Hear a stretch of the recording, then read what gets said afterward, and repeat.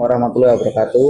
Selamat pagi pemirsa. Pada hari ini kita kedatangan dua narasumber yang akan membahas tentang ekonomi makro, yaitu Mas Ikhlas dan Mbak Iva.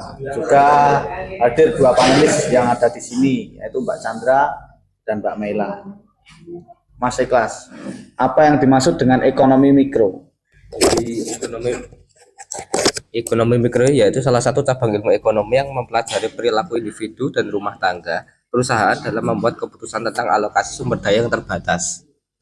Lalu ekonomi mikro itu meneliti tentang apa, Mas?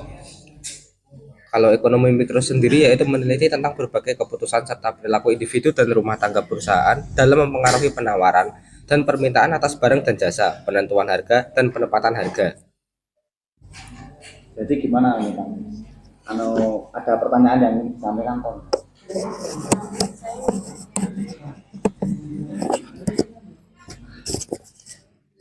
Kalau boleh tahu, siapa saja tokoh teori dalam ekonomi mikro? Jadi ada dua tokoh dari teori ekonomi mikro. Yang pertama ada Adam Smith, yang kedua David Ricardo. Kira-kira ada permasalahan nggak yang bisa muncul dalam ekonomi mikro?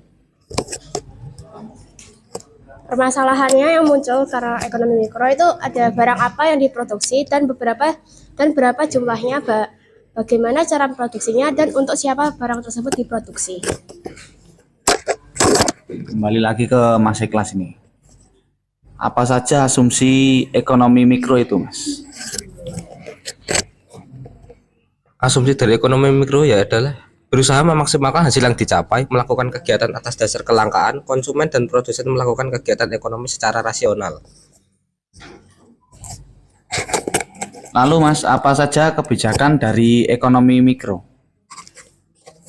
Kebijakan dari ekonomi mikro sendiri ialah menggunakan teknik analisis ekonomi mikro, dan yang kedua ya adalah bersinergi antar pelaku pasar dan industri untuk membentuk kesatuan yang lebih besar, dan yang ketiga membentuk kesepakatan di kalangan produsen dan konsumen. Kembali lagi ke panelis ini, apakah ada pertanyaan lagi yang ingin dilontarkan kepada narasumber yang ada di depan saya ini? Tujuan dari kebijakan ekonomi mikro tadi apa ya? Jadi ada dua tujuan buat kebijakan ekonomi mikro. Yang pertama, menstabilkan perekonomian. Yang kedua, menciptakan perekonomian ke arah yang positif.